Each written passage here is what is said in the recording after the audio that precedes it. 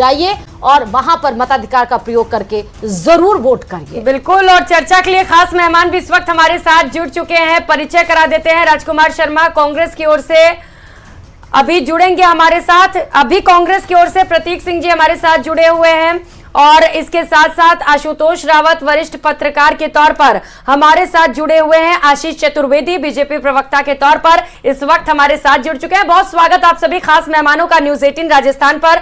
चर्चा की शुरुआत आशुतोष रावत जी आपके साथ करते हुए, चूंकि अभी हमने परसेंटेज बताया, वोट परसेंट काफी कम है आंकड़ा, क्या वजह मानते हैं इसके पीछे और क्या लग रहा है? प्रियंका जी, इस वोटिंग परसेंटेज को आप बहुत कम नहीं कह सकते हैं, क्योंकि लगभग 33.7 के करीब अभी तक दोपहर 1:30 बजे तक वोटिंग परसेंटेज राजस्थान में हुआ है। और पिछले बार 67 पॉइंट समथिंग पिछले 2019 के लोकसभा चुनाव में राजस्थान के अंदर वोटिंग परसेंटेज था। 1:30 बजे के बाद में लगभग शाम के टाइम में जो 4 बजे से 6 बजे तक पोलिंग होती है, उसमें इस आंकड़े को लगभग दुगना माना जाता है। तो उसके हिसाब से ये आंकड़ा पिछले बार के आंकड़े को पार कर जाएगा, ऐसा मेरा मानना है। तो इसलिए आंकड़े को बहुत ज़्यादा कम नहीं कहा जा सकता है। लेकिन जिस तरह की व्यवस्थाएं प्रशासन ने सुधारी है, जिस तरह की वोटिंग लिस्ट पर काम हुआ है, वोटर लिस्ट प्रॉपर हुई है, उसके हिसाब से निश्चित तौर पर एक अगर बड़ी ग्रोथ इसमें नहीं देखने के लिए मिलती है तो आप उसको कह सकते हैं कि वोटिंग परसेंटेज बहुत नहीं बढ़ा है, लेकिन पिछले बार से कम नहीं होगा, मुझे ऐसा लगता है। हालांकि इस चुनाव में एक वोटिंग परसेंटेज कम होने के पीछे एक बड़ा रीजन ये दिख रहा है कि भारतीय जनता पार्टी के नेताओं की तरफ से मुझे लगता है कि सिर्फ मोदी के चेहरे और राम के नाम और मोदी के काम के नाम पर पार्टी ने इस पूरे कैंपेन को छोड़ दिया।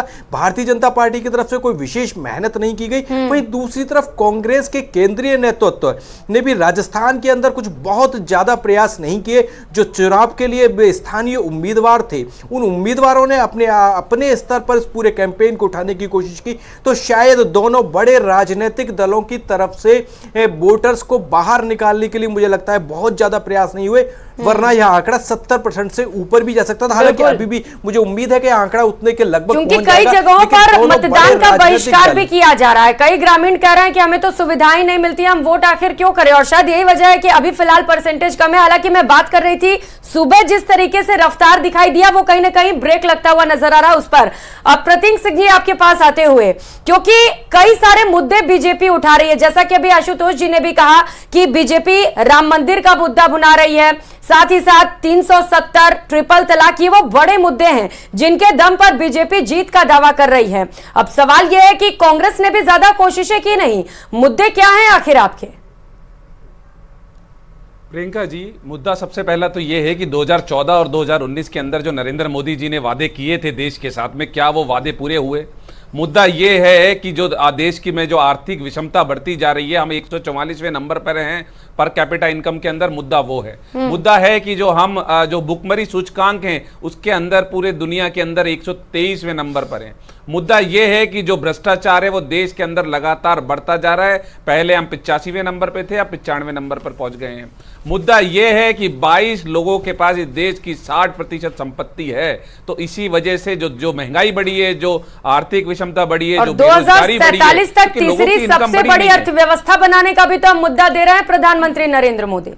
प्रियंका जी, मैं यही तो कह रहा हूं, आप तीसरी व्यवस्था बना दीजिए, पहली व्यवस्था बना दीजिए। इस देश के अंदर आज भी 80 करोड़ लोगों को 5 किलो अनाज के लिए लाइन में लगना पड़ रहा है। इस देश के अंदर जो पर कैपिटा इनकम है वो पूरे दुनिया के अंदर हम 144वें स्थान पर हैं। तो ये जो ग्रोथ है वो इंक्लूसिव ग्रोथ नहीं है, वो कुछ लोगों की ग्रोथ हो रही है, बाकी पूरे देश की ग्रोथ हो ही नहीं रही है, क्योंकि महंगाई इतनी तेजी से बढ़ रही है। लोग बोल रहे हैं आटा, दाल, चावल, चीनी वो खरीद ही नहीं पा रहे हैं। गैस सिलेंडर वादा किया गया था कि गैस का सिलेंडर 250 रुपए में दिया जाएगा सब्सिडी के साथ में, वो गैस का सिलेंडर 1100 के पार पहुंचा दिया था और अब जाकर के चुनाव के समय पे कम किया गया। आप देखिए पेट्रोल डीजल के ऊपर एक्साइज ड्यूटी 26 बार बढ़ाई गई। बिल्कुल बिल्कुल, आपको प्रतीक जी रोकना चाहते हैं। इस बीच में बड़ी खबर ये आ रही है अनूपगढ़ से, जो बताते चले, भारत पाक सीमा से एक पाकिस्तानी घुसपैठिया पकड़ा गया है। पाकिस्तान के बहावलपुर का ये घुसपैठिया बताया जा रहा है, जिसका नाम अफजल है। तो बीएसएफ ने पूछताछ के बाद कोठी पुलिस को अफजल को सौंप दिया है। घुसपैठिए से पूछताछ में सुरक्षा एजेंसियां जुट चुकी हैं। घुसपैठ की कोशिश क्यों की गई, मकसद क्या था, यह फिलहाल जांच का विषय है। पूछताछ के बाद इसका खुलासा होगा।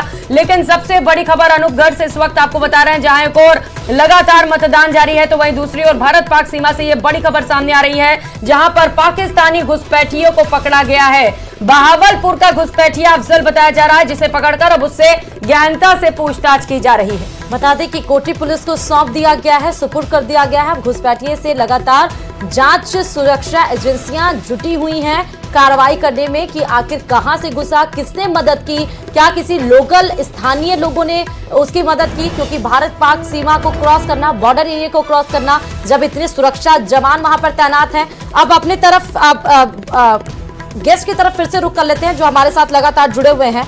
मुझे लगता है आशीष जी, प्रतीक जी का जवाब आपको देना चाहिए, क्योंकि आप कहते हैं कि सबसे बड़ी अर्थव्यवस्था हम बनने जा रहे हैं, आपकी जीडीपी इंक्रीज हुई है, रिसेशन पीरियड्स खत्म हुए हैं। दूसरी तरफ कांग्रेस इस लगातार सवाल उठा रही है, आपके विकसित भारत पे भी सवाल उठाया जा रहा है, आपके बेरोजगारी पर भी सवाल उठाया जा रहा है, और यह भी बोला जा रहा है कि बीजेपी कुछ तो नहीं की है, और आप कहते हैं कि बहुत कुछ किया है। श्रुति जी, सबसे पहले तो आज लोकतंत्र के जो महापर्व है उसका बहुत ही महत्वपूर्ण दिन है, और प्रथम चरण का मतदान पूरे देश में और प्रदेश की 12 लोकसभा क्षेत्रों में हो रहा है। तो मैं आपके चैनल के माध्यम से, आप भी बार बार अपील कर रहे हैं, मैं सभी प्रदेशवासियों को जहां चुनाव हो रहा है उनसे अपील करता हूं कि अधिक से अधिक मतदान करें, अभी भी काफ़ी समय शेष है। देखिए श्रुति जी, हमको समझना पड़ेगा कि आज 10 साल हो गए हैं मोदी जी की सरकार को, जो सेवा सुशासन गरीब कल्याण की हमने सरकार दी, और पिछले 10 सालों में जो हमने विकास किया, जो विरासत के मुद्दे हमने उठाए, जिस तरह से देश को हमने सुरक्षित किया, वो तमाम मुद्दे जो हैं जनता के ध्यान में हैं। जनता इन मुद्दों को ध्यान में रख कर के ही वोट करेगी। जहाँ तक अर्थव्यवस्था का प्रश्न है श्रुति जी, जब 2004 से 2014 तक जो गवर्नमेंट थी, जो घोटालों और भ्रष्टाचार की गवर्नमेंट थी, और जो अर्थव्यवस्था को फ्रेजाइल 5 कहा जाता था, कि लचर इकोनॉमी जिसको कहा जाता था, वो आज हमारी विश्व में सबसे तेज गति से बढ़ने वाली अर्थव्यवस्था है। हम 11वें पायदान से श्रुति जी आज 5वें पायदान पर पहुंच गए हैं, और मोदी जी का ये संकल्प है कि तीसरे कार्यकाल में हम भारत की अर्थव्यवस्था को तीसरे स्थान पर लेकर के आएंगे। जो देश में आज राजनीतिक स्थिति है, यहाँ पे आशुतोष जी भी बैठे हुए हैं, और जो प्रदेश की राजनीतिक स्थिति है, हमारा नेता बहुत अच्छा है, हमारी नीतियां बहुत अच्छी हैं, और आप मान के चलिए भारतीय जनता पार्टी सरकार की नीयत भी बहुत अच्छी है, तो नतीजे भी हमारे बहुत अच्छे आने वाले हैं। प्रदेश की 25 प्रतीक जी इसका जवाब देना चाहेंगे, जा रहे हैं, देश में 370 जीतेंगे, इसका जवाब देना चाहेंगे प्रतीक जी? देना चाहूंगा। मैंने पूछा, बिल्कुल मैंने पूछा था कि 2014 और 2019 के अंदर जो वादे किए गए, उन वादों का क्या हुआ। वादा किया गया था कि 100 दिन के अंदर काला धन वापस आ जाएगा, तो क्या काला धन वापस आ गया? एक एसआईटी बनाई गई थी, उस एसआईटी का क्या हुआ? वादा किया गया था 2 करोड़ रोजगार प्रतिवर्ष मिलेंगे, तो क्या 20 करोड़ रोजगार दे दिए गए? वादा किया था कि महंगाई कम की जाएगी, वो महंगाई कम की गई क्या? वादा किया गया था 35 रुपए लीटर में पेट्रोल और डीजल मिलेगा, तो क्या 35 रुपए पर लीटर पेट्रोल डीजल मिल रहा है क्या? वादा किया गया था कि किसान की आय दुगनी कर दी जाएगी, लेकिन सरकार की एनएसएसओ ये कहती है कि 27 रुपए प्रतिदिन किसान की आय रह गई है। वादा किया गया था कि गंगा की सफाई की जाएगी, क्या हुआ उस गंगा की सफाई का? कोई नहीं किया। इन्होंने अपने किसान गोद लिए थे, गांव गोद लिए थे सांसदों ने, उन गांवों की हालत देखिए क्या बद से बदतर हो गई है। 100 स्मार्ट सिटी बनाने का वादा किया था, आपको एक भी स्मार्ट सिटी, बायनाकुलस लेकर घूम रहा हूं मैं, मेरे को एक भी स्मार्ट सिटी नजर नहीं आ रही है। तो ये कैसे वादे हैं? और इसीलिए ये घूम फिर करके आप देखिए, राजस्थान की अगर बात करेंगे, इनके संकल्प पत्र में इन्होंने एक बात लिखी है मोदी जी ने, कि 70 साल से ऊपर बुजुर्ग को ये 5 लाख रुपए का बीमा देंगे, स्वास्थ्य बीमा। और हिंदुस्तान में जो लाइफ एक्सपेक्टेंसी है वो 70 साल है, मतलब जो औसत उम्र है वो 70 साल है, और ये 70 साल के ऊपर वाले को 5 लाख देंगे। जबकि हमारी पूर्ववर्ती राजस्थान की सरकार में हमने 25 लाख रुपए का बीमा दिया था प्रत्येक व्यक्ति को, बच्चे से लेकर के बूढ़े को और गरीब से लेकर के अमीर को। और आज भी हमने वही वादा हमारे घोषणा पत्र के अंदर, लेकिन उन वादों पर जीत तो नहीं मिली आपको। विधानसभा चुनाव में हार गए आप, तो आपको लग रहा है कि लोकसभा चुनाव में वो वादे कारगर साबित होंगे? प्रतीक जीत मिली या नहीं मिली, आपको ये लगता है कि वो मुद्दा महत्वपूर्ण नहीं है? अगर हम कह रहे हैं कि 25 लाख रुपए का प्रत्येक हिंदुस्तानी को लोगों से जुड़ क्यों नहीं पा रहे हैं आप? यही तो सवाल है ना। आप कह रहे हैं कि हम लोगों के हित के बारे में सोचते हैं, लेकिन वो मुद्दे हावी तो नहीं ये हो पाते कह हैं रहा चुनाव हूं। में। नहीं, मुद्दा आशुतोष है। जी आपके नहीं, पास मुद्दा आते हुए कैसे- आपको क्या लग रहा है, कौन से मुद्दे हावी हो रहे हैं?